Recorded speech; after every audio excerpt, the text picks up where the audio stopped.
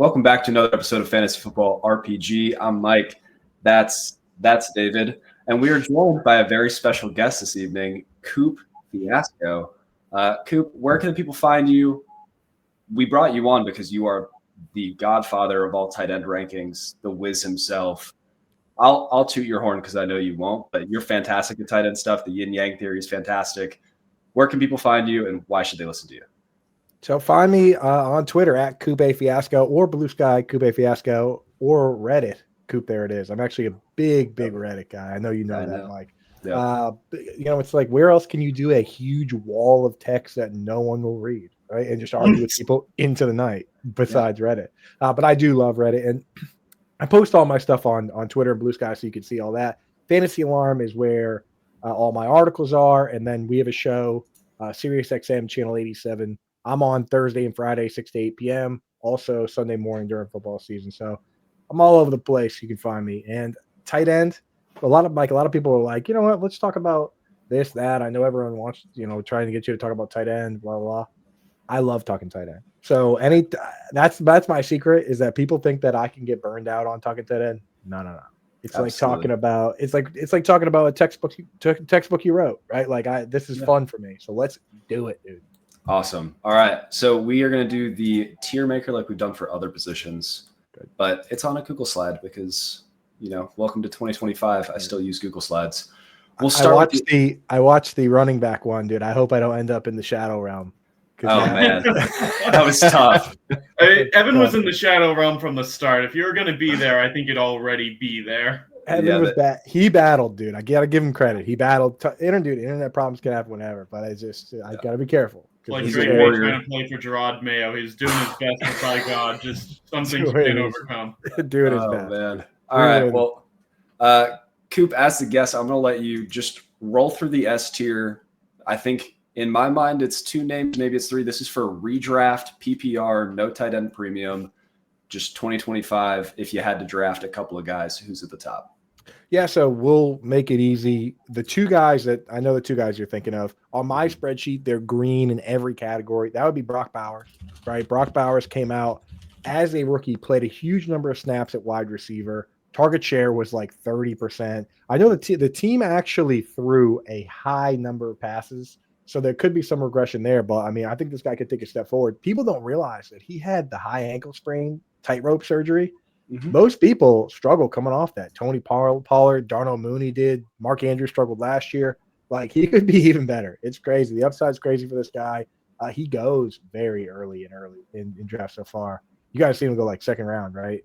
In early mocks or late I've seen some first rounds, and frankly, I have no objection to it. There's so few good tight ends. If I can get like that premium advantage where every single week I know my guy is that much better than whoever the other one's starting, like that's well worth a late first for me. Now, here's the crazy thing about that is that I agree. I think he could be worth it, but I actually earlier this year I took all the tight ends I got rid of not tight end premium, so just half PPR standard and full PPR, and I looked at every tight end that was ever actually drafted in the first round in ADP, which it's happened a bunch. Jimmy Graham, Rob Gronkowski, Travis Kelce. A tight end drafted top 12 has never finished as a top 12 flex player. So we've seen them finish there. Like Travis Kelce finished there one year, but he wasn't drafted there. The years where he was drafted there, he didn't finish there. So if Brock Bowers can be drafted as a first-round tight end and finish as a top 12 flex player, it'd be the first time ever. And I think it's possible. So I can't really sit here and say don't do it, but just know what you're getting into. You're trying to do something that's never happened. Just calling your shot. Jackie Robinson, Babe Ruth, go hit that homer. There it is, dude. Other name, I'm going to say maybe a guy on the Cardinals, maybe? That's the guy. That's the guy. So, yeah, I misspoke. So Brock Bowers had a 23% target share, which is great. Trey McBride actually had a 25% target share. Okay. Monster target share. He was like 32% of first reads for that team. And here's the thing that people don't realize about Kyler Murray is that everyone thinks, Kyler Murray scrambles all over the place, right? But he was also quietly top 3 in the league in passes that got out of his hands in under 2 seconds. That's per Fantasy Points data this week. So shout out to them. They got some cool stats over there. Yep. So he's either getting the ball out really quickly or he's scrambling around. And when he gets it out quick, that's how Trey McBride gets, 140 targets, right? Mm-hmm. So, on one hand, you have a guy that's getting those looks. On the other hand, you have a team that probably wants Kyler Murray to get through his reads a little more. But, there's only so many guys that are locked in, top 2 targets on the team, just awesome players. Now, I know you only have 2 guys here, but I have a third here. Would anyone venture a guess as to who it might be? Dave? You're probably going to say George Kittle would be my guess for number 3. Boom shakalaka. I'm in on George Kittle, and I think the reason he's got to go in S tier for me is that he's closer to this group than he is to the next group. In fact, he's potentially closer to Brock Bowers. Like, there's more of an argument for George Kittle to even go at tight end 2, especially in like best ball or standard, than there is for other guys to be closer to Kittle. I think he's got to be in that range. George Kittle has 18 career plays of 40-plus yards. Travis Kelce also has 18. The next highest guy is Jonnu Smith with 8. This guy has a rare ability to rip off monster plays. He's the only tight end in the league that has multiple 70-plus yard plays, obviously. Like, nobody's doing that. Yeah. And the part of it that is really great for him is the scheme. They use the fullback, and they use the blocking tight end. It was Charlie Warner. Then it was Eric Saubert. They just gave Luke Farrell a ton of money. Like, they're going to use these other ancillary pieces that don't soak up targets. Makes it so easy to highly consolidate the targets up top. And when you get rid of Debo and Ayuk's not playing for a good chunk of the season, and they give George Kittle a ton of money, he's so locked in, man. And this is the highest I've ever been on him. But I right now in best ball, I mean, you have to draft Bowers in the second round in best ball. You have to draft McBride in the third round. Kittle goes a couple rounds later, pick 50. So I'm right now, Kittle's probably my most rostered from the very early round. That makes sense. So I guess as people are arguing Juwan Jennings versus Ricky Pearsall, you're saying the answer is more George Kittle. So here's the Juwan Jennings versus Ricky Pearsall argument is so life or death because of that fullback situation. The answer can be all 3 because of how consolidated the targets are with the fullback. But when Ayuk gets back, because of the fullback, because of Luke Farrell, one of those wide receivers is going to play a part-time snap share. You've seen it with this team. You've seen it with the Miami Dolphins, who also use Alec Ingold, the fullback, and Julian Hill and Durham Smythe, who's gone now. When you use those players, there's no wide receiver 3. There's no 3 wide receiver sets. We saw it with the Saints last year. So that's the big argument between Juwan Jennings and Ricky Pearsall. If Brandon Ayuk takes his job back, one of those guys probably goes from an 80-90% snap share player to 60%. We've seen it with Juwan Jennings. Juwan Jennings is great when someone's hurt. He's terrible when guys are healthy. Yep. That's why that's such a crazy, scary debate. But yes, George Kittle is the one that's not coming off the field. They're not going to take Kittle off the field to put Kyle Juszczyk out there, right? They could take Kittle off to put Ricky Pearsall in there. Get his nose dirty. It'll be good. Same blocking. Who do you guys like better? Let me ask you real quick. Do you like Jennings or Pearsall better? I'm on the Jennings train. I think that he brings more as a blocker. He does more real football that Shanahan just loves. And if you want to be multiple like they try to be, you're going to have the fullback, you're going to have Kittle, you're going to have McCaffrey. Do you want the wide receiver that can either bowl a guy over or also rip off a sick in route and leave the corner in the dust? Or do you want the one that can only leave the corner in the dust? Yeah, and I'm always been go with the guy that's done it. Jennings has had the success. Pearsall had an okay rookie season, but nothing to write home about. As a prospect, outside of the 49ers, I don't know anyone that thought he was a first-round pick. And, the one thing I'll say for Kyle Shanahan, he's a great coach, but he also doesn't really care about draft capital. Once the guy's in the room, it doesn't really matter. It's who's ever the best player. So I think Jennings is better. I think he, like Mike says, he fits more with what Shanahan likes to do on a football team, so he'd be my guy. But I'm not overly excited about either guy.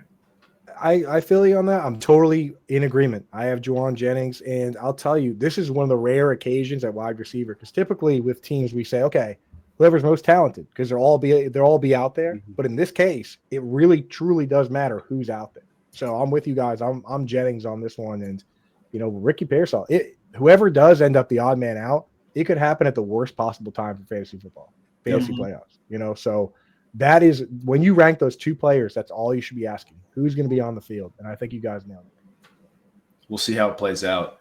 Let's get into our A tier. So we have the top three. These are the guys that can really win your league. When we get to A, these are the guys that you feel warm and fuzzy about, that you're drafting them to be your tight end one. You feel like you're not going to need to dip into streamers. So let's try and keep these guys as ones that we feel good enough about that you only draft one tight end for your redraft leagues. I will put the first name out there, and this might be maybe a hot take, maybe not. I think TJ Hawkinson's due for a giant bounce back. I did a player spotlight for Football Guys. You guys should check that out. It drops on Wednesday, so when this is on YouTube. What Justin Jefferson does for the rest of the team means that Hawkinson and Addison and everyone are going to get goal line opportunities, plenty of targets, wide open targets. When you have a player that draws that much gravity there, and then KOC's offense where they just want to throw it 8,000 times, Hawkinson's going to get his. There's not really going to be an odd man out in this offense because Hawkinson might be the odd man out, but he still plays tight end. So if he gets 95 targets, that's sick. Yeah, he needs those. So that's the thing with Hawkinson, and that's the bet you're making is you need every tight end going back to 2003, so 20 plus years, that has finished top 5 in fantasy has gotten either 90 targets or 10 touchdowns. And we don't bet on the touchdowns. It's too hard to. Robert Tonyan, let's go. Yeah. Tonyan's a perfect example because he went out and he finished like tight end 3 with 11 touchdowns. But in championship week, he caught one pass and it wasn't touchdown. And he pulled your pants down in front of all your friends. So that was, it's like, it was anyone that had Tonyan that year, like they were happy up until the very end. The thing is with, here's where it's like I'm on the fence on both sides of the fence with this one. If you go to last year and take and again, per Pro Football Focus, for 3 years now, there's been no team that had 3 players all get 100 targets on the team, right? The last team to do it actually was the Vikings, but there was an asterisk there because Hawkinson got traded midseason and Thielen got front loaded with targets and then Hawkinson got back loaded and they both made it. But it's fairly rare for that to happen, right? So what you're betting on is high target consolidation, or you're betting on Hawkinson to just flat out get more targets than Jordan Addison, which is possible because Jefferson's going to get his. In this particular case, if I was going to bet on a team, I might bet on this one. Just know that the other part of the bet is that you're betting on JJ McCarthy to be good. And that's which I'm making that bet. Make that bet. So here's where I stand with it is I'm not really drafting Hawkinson a ton at ADP right now, but when I do, I take JJ McCarthy every time. Yes, right? That's because, smart. Great stack. Because you're going to need even just to have. It's actually fairly rare to have 2 fantasy relevant pass catchers from a team. Like there's way more teams that have either 1 or 0, and there's been far more teams to have 0 than there have to have 3. You know what I mean? So that's kind of the rub on Hawkinson. I do like him better in best ball, but he has to go in this tier.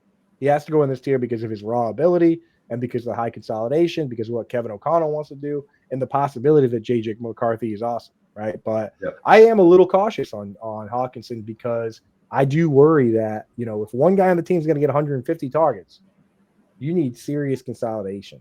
Good thing Josh Oliver plays a ton of snaps. That helps with that. CJ Ham, the hammer, still hanging around. So they might get a little of that consolidation. But I do worry a little bit about hockey. He wouldn't have been the next guy. Well, here's the thing is with tight end ranking, you almost have to put Hawkinson and a couple of these other guys here, but I'm not necessarily reaching for him, No, it's all – this is a gap for me, and I like to take the last one from this gap. So it's either personally – if I can't get S tier, I'm usually just waiting until the last round or two to just throw a dart at whoever fell and is most likely to come into the red zone. Because I go in knowing if I can't get someone special, I'm probably just going to stream the position all year. See, rather than stream, I've been doing I take 2.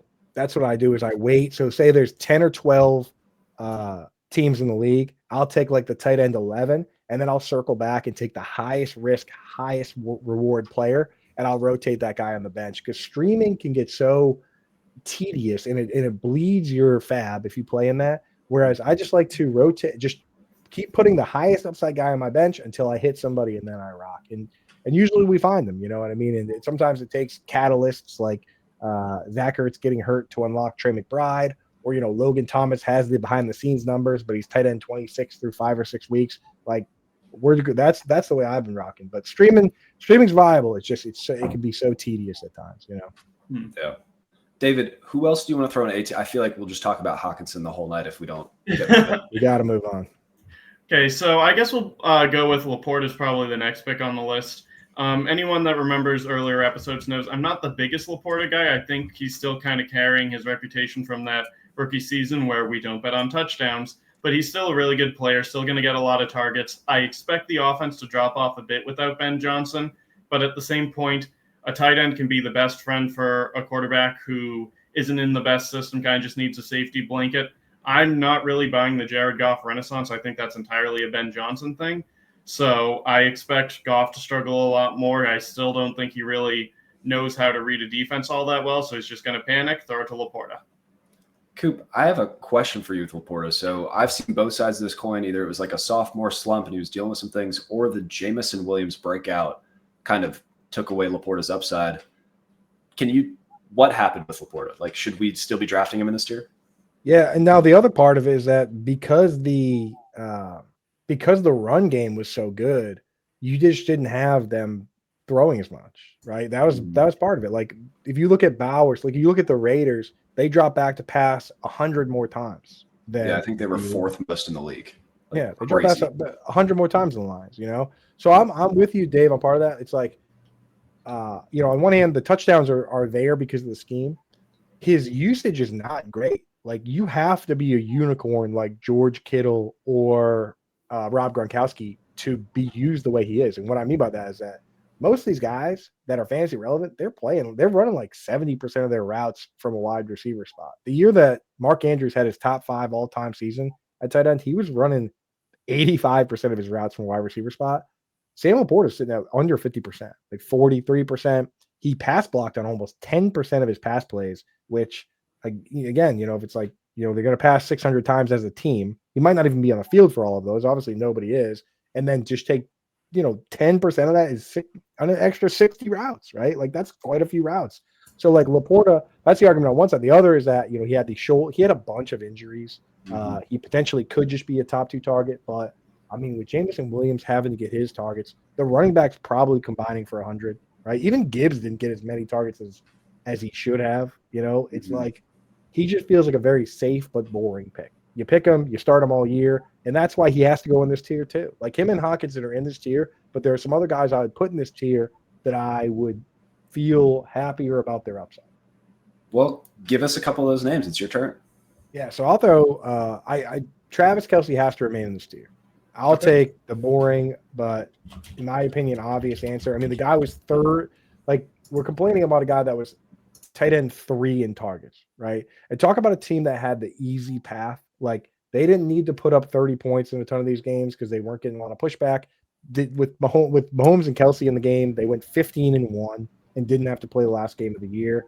Like, I mean, obviously, if you play that last game, he could have led the team. He could have maybe not led the league in targets, but he could have been second, right? It's like the drop in opinion on this player, I think is not warranted. It's overrated. And again, we don't know what these guys are going throughout the year. This guy is so rock solid. You're gonna when it actually starts the season, you're gonna feel very comfortable having him in your lineup, right? You said guys that you feel warm and fuzzy about. It's like Alvin Kamara every year, right? In the offseason, the industry, they just like, they get so excited about these other guys. They just move Kamara down to like RB15, RB16, RB17. Then it comes time for everyone to do their rankings for week 1 before the season even starts. And you look at where everyone has Kamara ranked top 10. They have him ranked like 8. And then after the first game of the year, everyone moves him into the top 5 because they're like, oh, wait a second, he's still having Kamara. Like next year, Travis Kelce, everyone's going to like have all these upside hipster picks, and he's going to fall in the pre-draft rankings. And then every week he's going to be ranked top 5. So for me, I'm putting him in tier A. I mean, it's just the upside for a guy like this, who's the focal point of his offense, it's too high. Yeah. Are you worried about at all, just eye test or if you have any numbers to back it up, is the yak gone for Kelsey? Is he just like a sit and pick kind of guy that he's just going to find space and sit down?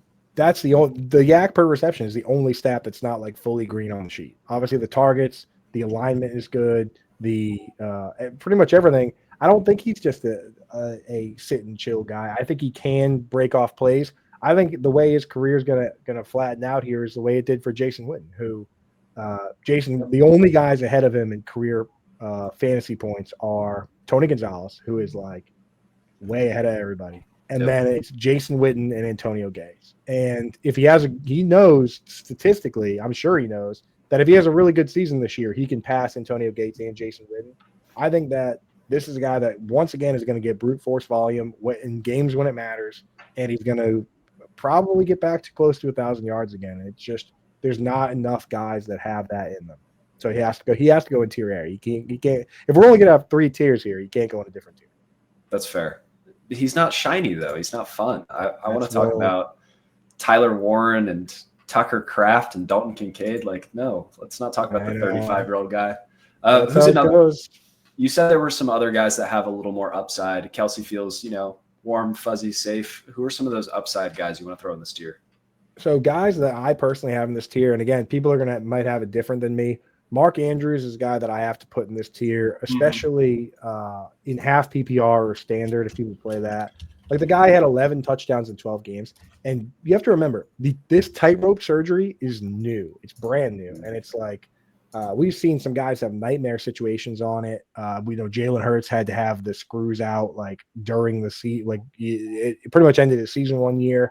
We watched Tony Pollard and Darnell Mooney have a tough time recovering from it. Tony Pollard said he didn't feel right till week 11. And last year we watched Mark Andrews have a tough time. He said the offseason recovery was brutal. And then he got into a car accident right before the season. Like he had a slow start, but he ended up tight end 6 on the season, depending on the format, tight end 6, tight end 7. Like, and this guy, once again, could be a focal point of his offense. He just had a brutal drop to end his season. So you know he's going to be motivated. They didn't add anything either. Like they didn't go out and add wide receivers. It's still Flowers and Bateman and Mark Andrews, and Isaiah likely will be there hanging out, but they didn't really rotate. They basically just used 2 tight ends instead of using another wide receiver. So I don't see why Mark Andrews wouldn't once again be a guy that I feel comfortable with. Just like the end of last year, if you stuck with him, he scored a touchdown every game. So, I mean, I know it's hard to predict that, but like he was out there balling out, man. So a guy like that, I definitely think could bounce back. He's 29 years old, right? Travis Kelce didn't have his first 1,000-yard season until he was 27. Zach Ertz didn't have his only 1,000-yard season until he was 28. Guys like Delaney Walker didn't break out till they were 30. And people are saying that this guy might just be completely cooked. I think what happened is he had a tough injury. Guys that come off ACLs and Achilles, we always say, okay, he's going to have one down year and then he'll be back. I think this guy could be fully back. And what could end up being one of the biggest values on the board. All right, I need to go adjust my dynasty rankings real quick. I just thought he was old and bad, but I'll fix that. It's that tightrope, man. That tightrope is a nasty recovery. So the thing is, it lets you get on the field. This is why it's so deceiving.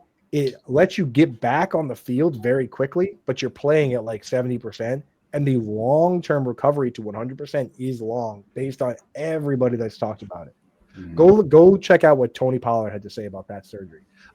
When Mac Jones saw both Tua and Jalen Hurts have it in college, and he said, no way.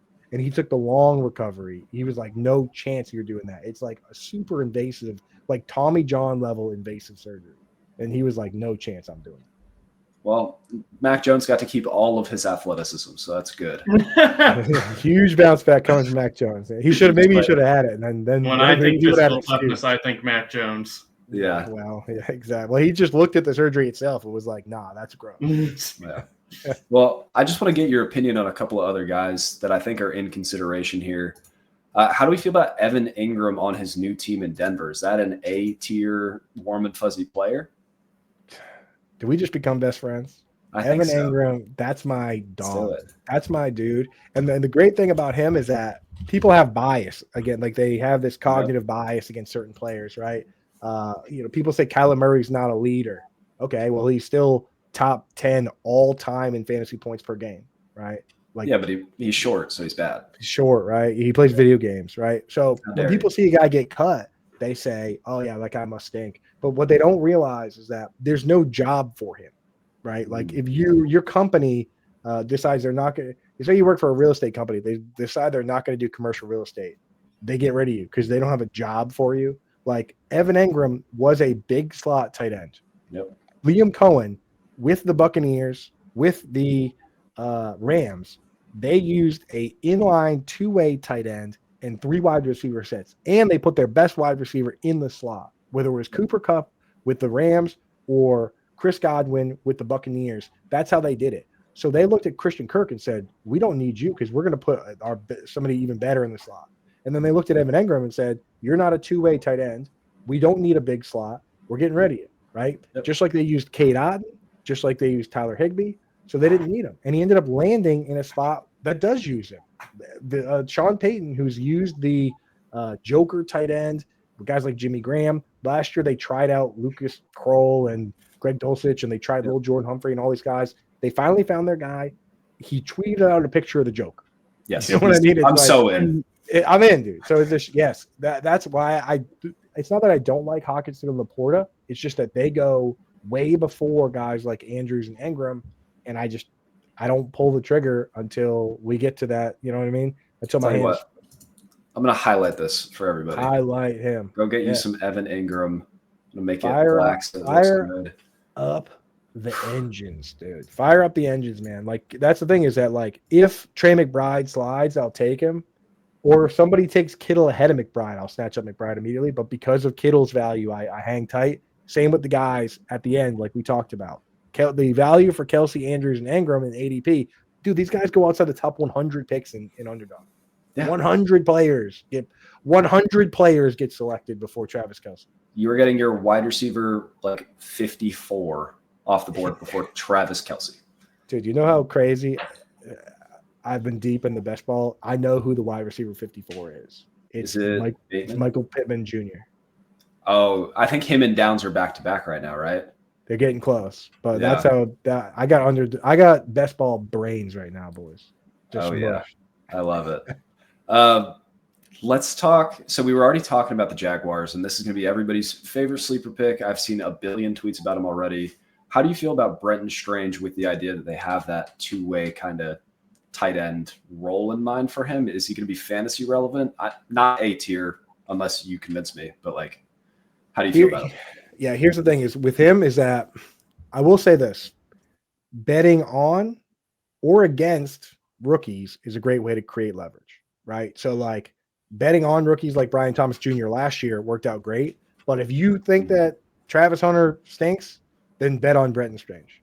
But the reality is that it's so rare to have a guy that's not a top 2 target on the team have upside without like a bust or an injury.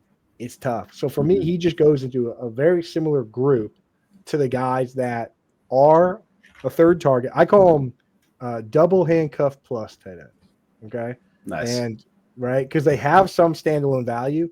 And if either wide receiver gets hurt, then they go out and they now all of a sudden get 7, 8, 9, 10 targets. Dallas Goedert is the gold standard for that. Like last year, he had his best game ever when both the wide receivers were hurt.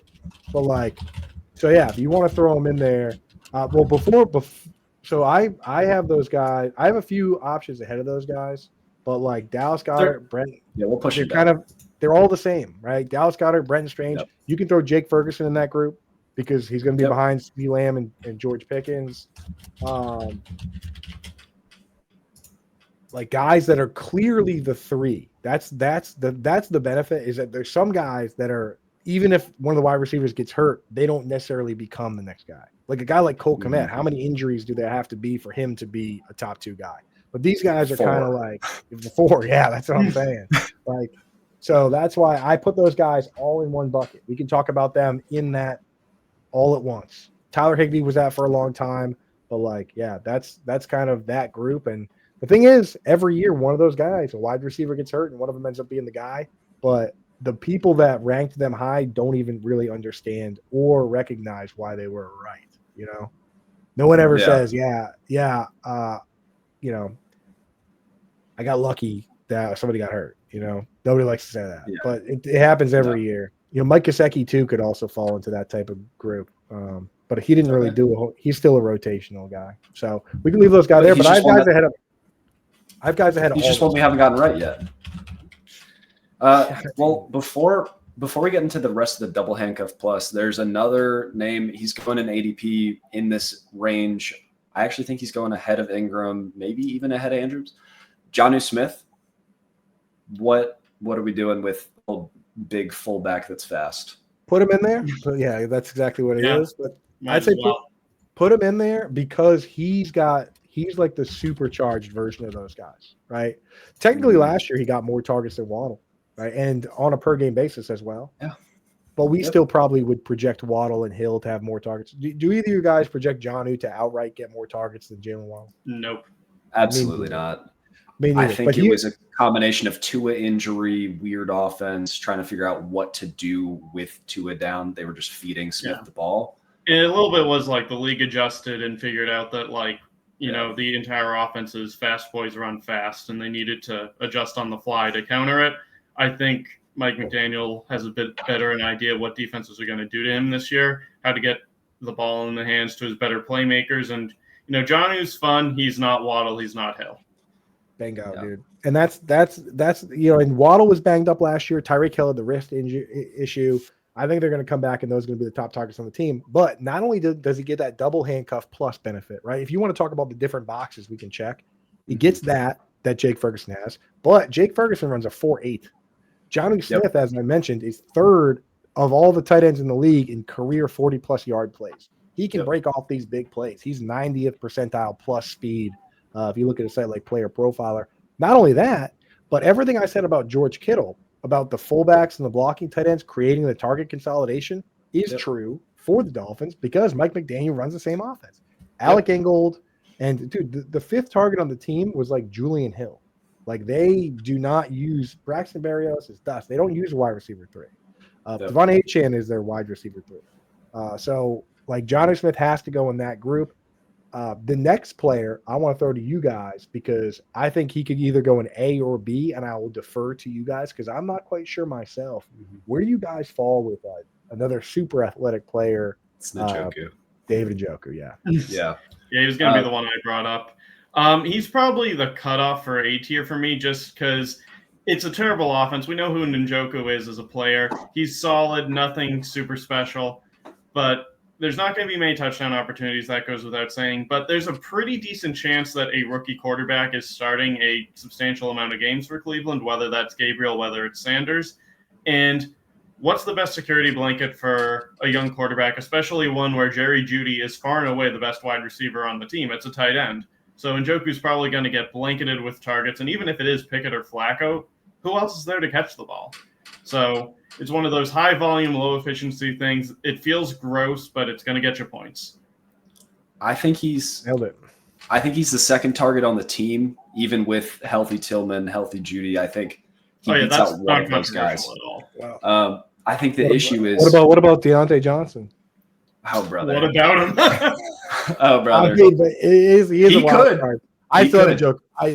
He's a wild card, but I still have Njoku as too. You could tell me Deontay Johnson got 130 targets. I believe you. You could tell me he got 13. If Randy Moss started his career with the Steelers and Tomlin traded him after 3 years, he would have been out of the league by the 5th year. I don't know what devil magic Tomlin puts on his receivers, but once they leave Pittsburgh, they're gone. They're Randy Moss, they're dead to me. Randy Moss, everyone said he was done when he went to the Raiders, and then he went to a good team and scored 23. The Browns are not a good team. Yeah, the Browns are not a good team. That's not quite the 2007 Patriots over there. But so back to Njoku. If you want to put Njoku in A tier, I'd put another guy in A tier too. I'm going to say if Joe Flacco is the starter for more than 8 games, Njoku is A tier.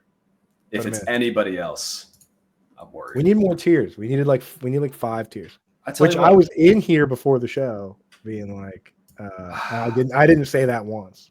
I think I've made a critical error, and that's okay. But we'll just bump this on up.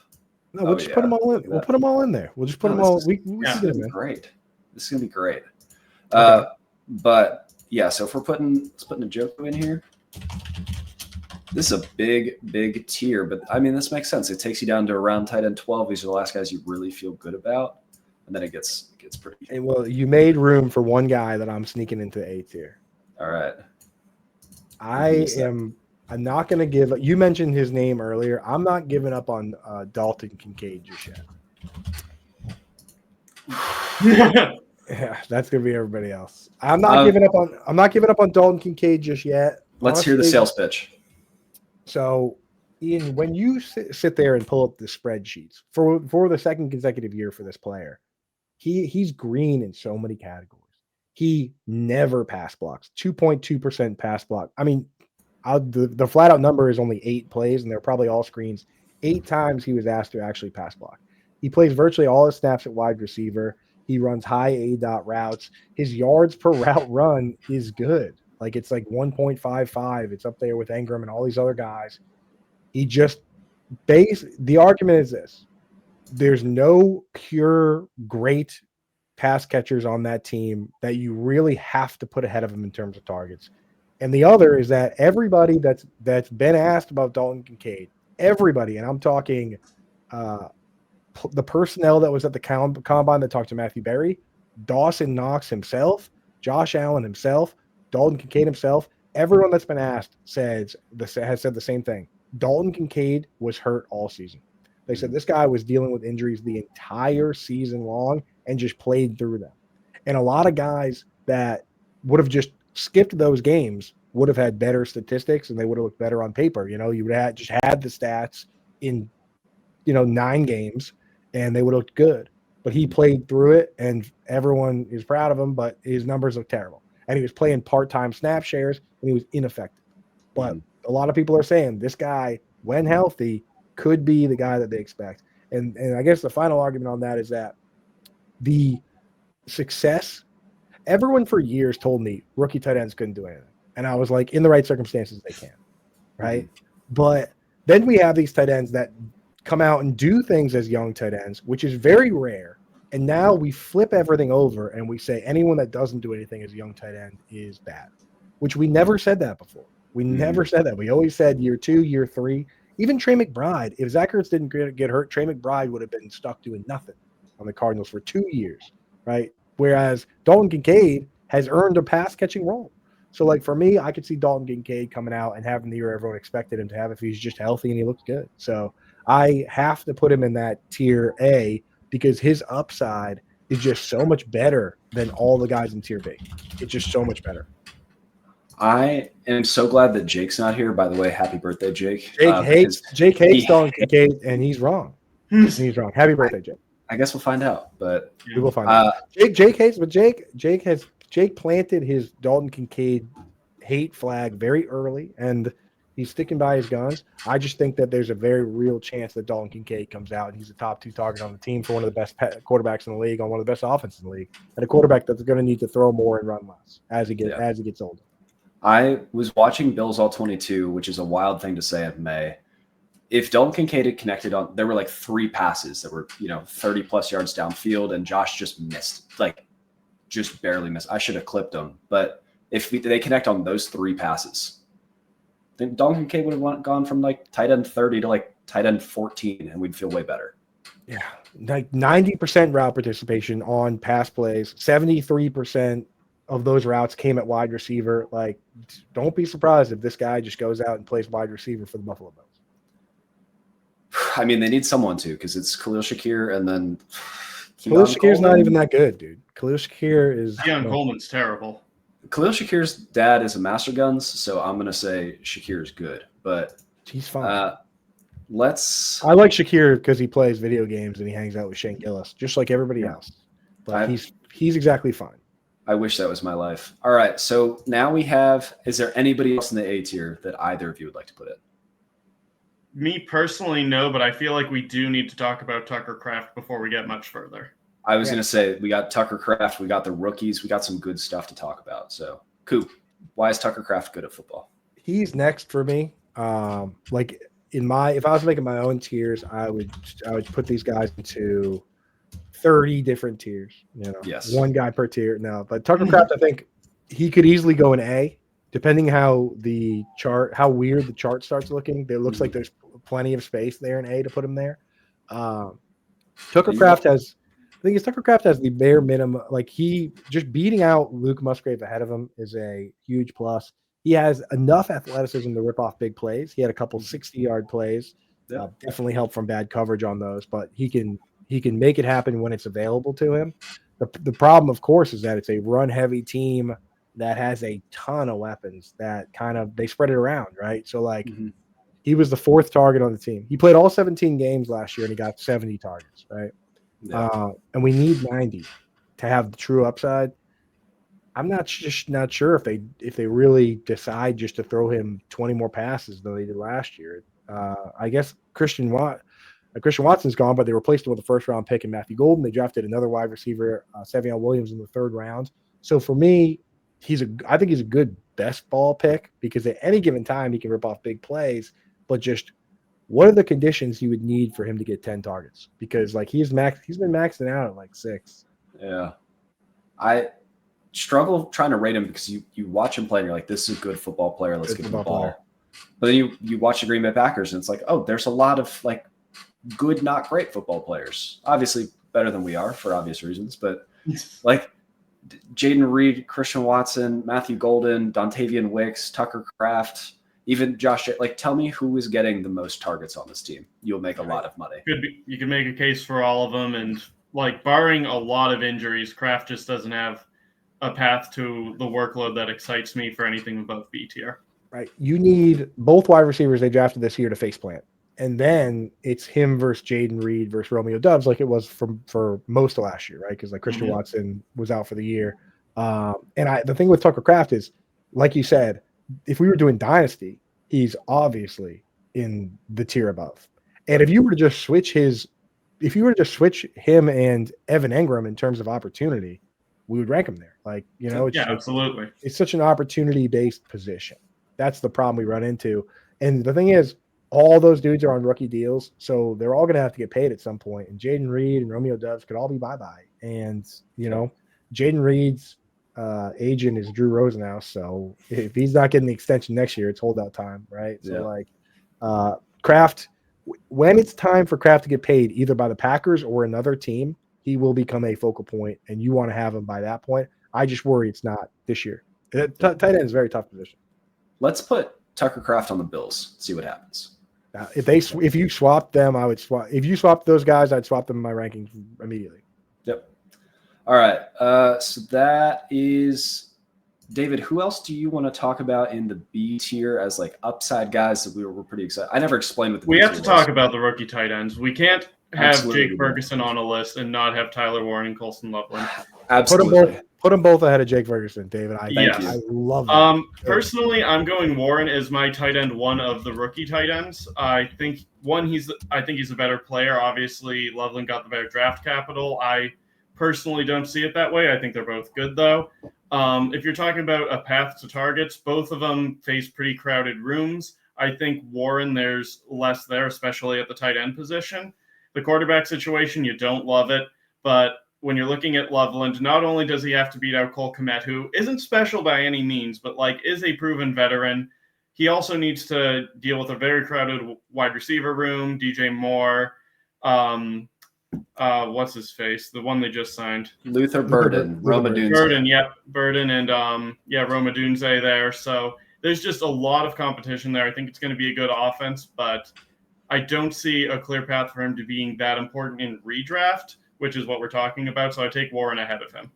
Yep. Can I give you guys my intrusive thought about Tyler Warren on the Colts? Do it. I think that he helps Anthony Richardson's development immensely because he has such a wide catch radius. He's not super sudden in his movements. He's very linear in his movement style. And that's very easy for Anthony Richardson to go, there's the big guy. I'm going to get it near him. And Warren's going to make a lot of the wrong things right.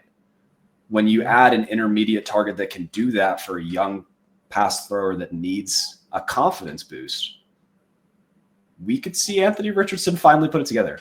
This is an inside thought that I'm putting outside. I wouldn't say put it together, but he will be better. Like, Warren will help him be not atrocious. Yeah, and I would say even just the continuity of having one tight end out there rather than rotating a bunch of guys, I think is helpful because so much of football is the immediate just the routine, right? And the when you play with the same guys the whole time, you develop that chemistry. And if you're rotating Mo Alley Cox and Will Mallory and Kylan Granson and Drew Ogletree every snap, which each one of those guys played like 400 snaps, like you're never going to have that. So I think just that alone should be good for him because Anthony Richardson was, without question, the worst short passing quarterback last year. Terrible, horrible. He was the worst passing quarterback in the league by completion percentage by a country mile. Yes, but let's throw a 6'6" country bumpkin from Mechanicsville. Oh yeah, he threw it deep pretty a few times. Yeah, he did. He did let a couple of got the 3rd overall pick with one good drive. Yeah, Alec Pierce every once in a while has just a monster touchdown for no reason. I would love to see a lot less of Alec Pierce and more, Josh Downs and Michael Pittman and now Tyler Warren. But I'm with you. I think he's got to go there. I think with Colston Loveland, very crowded, and also people are like, oh yeah, they'll use him like Sam Laporta. Well, I just explained that Sam Laporta played a ton of inline snaps and they have Cole Kmet. So people are like, yeah, he's Sam Laporta. Well, that's not good. Is Cole Kmet just going to disappear? First of all, it's not good. Second of all, is Cole Kmet just going to literally disappear? They gave him a monster contract, so I think for year one, Colston Loveland could just be like a part-time slot, But he's a great wide receiver, but they just have so many guys. Wheels up in 2026, but 2025, it's going to be. I think he's going to break a few hearts. I think so. I worry about that as well. I worry about that with a lot of these rookies, man. Yeah. So if I could throw a couple names in here, absolutely. Here's the last few names that I look at a guy and again, Jake Ferguson is he's such a I think that we have to see his ADP coming down with George Pickens there. Mm-hmm. The argument that it'll help him just doesn't make sense. They were already at the top of the league in pass attempts, towards the very top. And now with CeeDee Lamb and George Pickens, it just feels crazy. This guy that runs a 4.8 is all of a sudden also still going to get 100 targets. I just don't see it. So for me, the guys that have a better chance to being a top 2 target on their team. I mean, last year Hunter Henry was tight end 6 or 7 in targets. I'm drafting Hunter Henry ahead of Goddard. I'm drafting ahead of Jake Ferguson. All these people are they come to me and they're like, "Oh, Stephon Diggs stinks." Okay, what are you doing about it then? If you think Stephon Diggs is cooked, channel that negative energy into some positive energy. Why don't you start touting Kyle Williams or Kendrick Bourne or Mac Hollins, right? And then when you go through the list of names of where's the ball going to go? Hunter Henry's name comes up pretty quick. With the George Pickens trade, why can't Pat Freiermuth, who was tight end 9 last year on the season, why can't he get a bunch of targets now, I have Freiermuth ahead of Ferguson and Goddard personally. Oh, I'll move him up. You can put him wherever. I mean, there's arguments for Goddard too, but Goddard, I think the conditions for Goddard to be a top target on the team involves an injury, and he's the one that gets hurt every year, right? I think my concern with Freiermuth is that we saw last year his best case scenario. This was good quarterback play by Pittsburgh standards. This was a fairly condensed set of targets because you had Calvin Austin and the ghost of Mike Williams trying to play wide receiver too, and we still saw. I think you said not. I think he was more 15, 16. It maybe on a points per game it was a little bit higher, but Freiermuth was not a needle mover. So I'm done. In pass attempts, so you know what the thing was, it wasn't fully best case because we did see he was top 10 in target share, top 10 in route participation. But they threw under 500 times. So there's just a world where they throw more. There's a world where they don't throw a ton. But is Arthur Smith going to throw more? I mean, if the team certified fantasy terrorist, if the team sucks, then he has to. I hope so. I mean, it's I'm rooting for it. That's kind of the way it goes. So for me, I look at it and I'm like, you know what? Can they really pass under 500 times again? Sure. I mean, the Eagles did, the Ravens did, but I don't know if it's just there. I think there were only 3 teams that threw under 500 times. And with this trade, guess that. Who's the second best wide receiver on the team after DK Metcalf? Calvin Austin or Roman Wilson? Exactly. Not great. Whoa. Calvin Austin erasure. That's my best ball king. I got him for free last year, and he had 4 touchdowns. Stinks, bro. He's so fast, though. He could be, he could be. So is Tyquan Thornton. He could be the next Khalil Shakir. It's possible. But no, it's not too. I mean, it's possible, though, right? That's just mean to Shakir. Because Shakir's not. Well, does everyone love Shakir? Yeah. I mean, I do, but we'll talk about that after the show. The guys like that. I just want to see them get more meaningful snaps, play a full snap share. There's a whole list of guys where it's Shakir, Josh Downs, Jaden Reed. In theory, we're yeah, great, but on paper, Jaden Reed statistically doesn't look, in terms of pass catching, it's not that much better than Tyler Boyd or Cole Beasley. Yeah. Shakir is more likable Cole Beasley. Oof. Well, that hurt my feelings. Let's talk about how many targets did Shakir get? 100? 101? 102? I think he cracked 100, and we should all be proud of him for that. I think that's great. That's fantastic. I think Calvin Austin is a perfect candidate to just barely crack 100 targets. Let's go, baby. Congratulations. Yeah, that's what I'm saying. 100 meaningless targets for Calvin Austin. Oh man! But if it doesn't happen, someone else has to get those targets. It could be Pat Frymuth. The problem is that Arthur Smith has a ridiculous number of tight ends with. Yes.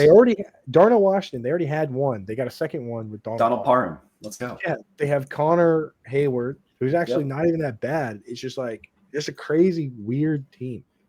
And they always sign a bunch of their practice squad too. I'm what is this team doing?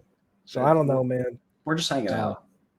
I just think that, in that range, here's the name I want to ask you guys. I'm incapable of being unbiased, but the fact that he didn't get traded, I can't rank him highly. Now that we have all these guys on the board, maybe put one last name on there. Where would you put Kyle Pitts? Where would you put him? Where would you put him? All right. On the waivers.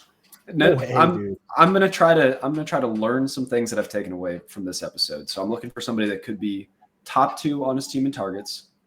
Who is the second target in Atlanta? Could be Darnell Mooney. Could be Pitts. It's not gonna be Ray McCloud. It's former Steeler. How many times do we need to learn the same lesson, guys? You're looking for an athletic freak, and you're looking for somebody that takes a lot of snaps as a wide receiver rather than a tight end. There are only 3 tight ends in the league that have had 3 or more 40-plus yard plays in the same season. That would be George Kittle, Chigakonkwo, and Kyle Pitts. I think we should put Chigakonkwo in the A tier is what I'm hearing. Improved quarterback play, let's go. He's the best ball target. Who's the number 2 wide receiver on Tennessee? It's either Tyler Lockett or Elike Omanor, my sweet prince, or Chimera Dike. Well, maybe it's Xavier Restrepo off the undrafted free agent wire. Every time I hear that, I cry. Yeah. Kyle Pitts, to me, Kyle Pitts is on the Evan Engram path, where now he's on a team with Zach Robinson that wants to use an inline tight end. That's why Charlie Warner at times is playing more snaps than Kyle Pitts. Once he leaves there and goes to a team that uses him right, like Doug Peterson with Evan Engram, he's going to have big upside, man. I'm definitely not trading him in Dynasty, but in redraft, I can't rank him that high because he's still not in an ideal scheme.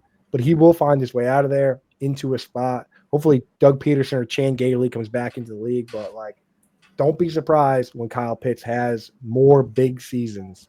He has a 1,000-yard season when he played with Matt Ryan, just like Evan Engram had a top 5 season when he played with Eli Manning.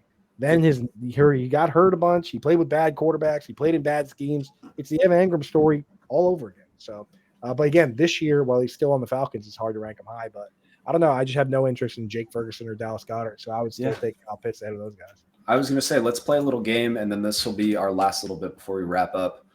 We're going to put it to a vote. So we'll start at the bottom. Kyle Pitts or Mike Gesicki? David? Mike Gesicki. Pitts. Pitts for me too. Brendan Strange. The Bengals threw a trillion times last year, and their wide receivers are banged up at various stages, and Gesicki didn't do a damn thing. Well, he did gritty that one time. Pitts hasn't done a damn thing since 2021. Pitts had a better season last year than Gesicki. Pitts has the 4th most yards of a tight end at his age ever. Well, here I'll put this. This will be when you go into the league when you're 8, that helps. It does. Well, he still has ton upside. He's still only 24. I think he's the same age as Tyler Ward. So this will be our final thing. Kyle Pitts or Pat Freiermuth? Coop, gun to your head. I think I would still take Freiermuth, but Pitts is right after him. So he's going right here. All right, you guys, I can't wait to come on the show. The year that Dalton Kincaid and Kyle Pitts are both top 5 tight ends. Might not be this year, but it will happen. I'll come on. We'll make sure Jake Perry's on, and we'll all enjoy a nice cold beer. I cannot wait. If you guys want to make sure that you are around for that, be sure to like and subscribe. And Coop, do you want to tell the people one more time where to find you? And thank you so much for coming on. This was fun.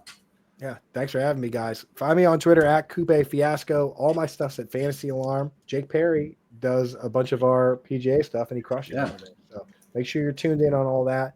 And again, Fantasy Alarm, YouTube, the website where all my writing is, and on SiriusXM where our show is. So pretty easy to find me. Sweet. Well, thanks for coming on, David. Guess what? What's up? I love you. Thanks for listening to another episode of the Fantasy Football RPG Podcast. If you made it this far, be sure to like and subscribe. If you want to check out written content, head over to lastwordonsports.com. Don't let the Goblins get you.